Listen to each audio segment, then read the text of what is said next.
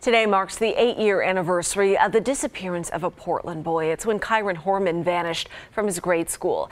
That case has been featured nationwide on cable news networks and missing persons shows.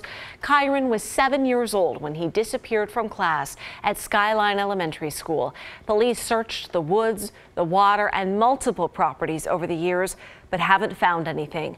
They've also released age-progressed photos of what Kyron would look like now as a teenager. His stepmother, Terry Moulton Horman, has long been considered a person of interest. She was the last person to be seen with him, but has never been labeled a suspect.